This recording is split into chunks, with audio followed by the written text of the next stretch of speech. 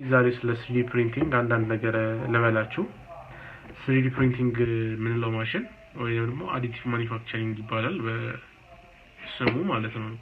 እና ይሄ ማሽን ኮምፒውተር ላይ ያለን ነገር በዲጂታሉ ዓለም ክሬት ያደረግነውን ሞዴል በተለያዩ ካድ ሶፍትዌሮች የሰራነውን ሞዴል ወደ ሪያሊቲ እኛ ልንዳስሰው ልንጨብደው ወደምንችለው ቁስ የሚቀይርልን ማሽን ነው። ይሄ ማሽን አንድ ግብአት ይጠቀማል። ይሄ የምታዩት ፊላመንት የሚባል ግብአት አለው። የተለያዩ አይነት ፊላመንቶች አሉ። ያው ፔል የሚባለው ፊላመንት ነው። ፋይበር ካርበኖች አሉ። በጣም ጠንካራ የሆኑ ማቴሪያሎችን ምንሰራበት ጠንካራ የሆኑ ፕሮዳክቶችን ምንሰራበት ማቴሪያል ነው።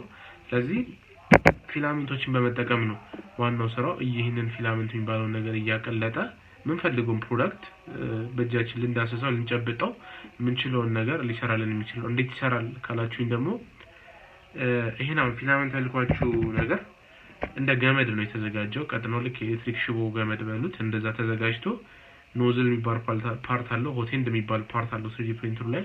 እንደገና ደግሞ ኤክስትሩደር የሚባል ዲቫይስ አለው። ያ ኤክስትሩደር ወደ ሆቴንዱ ፊላመንቱን ይዞ ይገፋዋል። ሞተር አለው፣ ሌላ ጊዜ ያሳያችኋለሁ እሱን። ያን ፊላመንት ይዞ ወደ ሆቴንዱ ነው የሚገፋው። ሆቴንዱ ማለት ይሞቃል። ስለዚህ የሚሞቀው ፓርት ላይ ወደ 0.4 ሚሊ አካባቢ ኖዝል አለች። ያቺ ስታንዳርድ ኖዝል ነች። መቀየር ትችላላችሁ ኖዝሉ እንደፈለጋችሁት፣ ግን ስታንዳርድ ስለሆነ በዛች ኖዝል በቀጭኑ ነው የሚወጣው እየቀለጠ።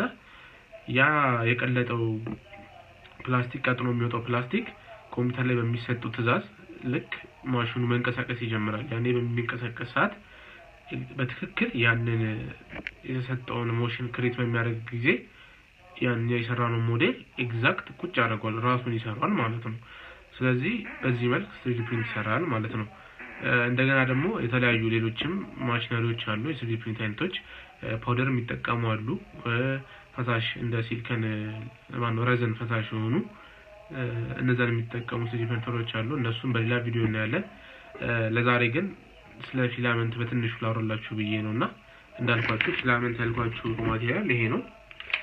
ይሄንን እንግዲህ ያቀለጠ የሚሰራው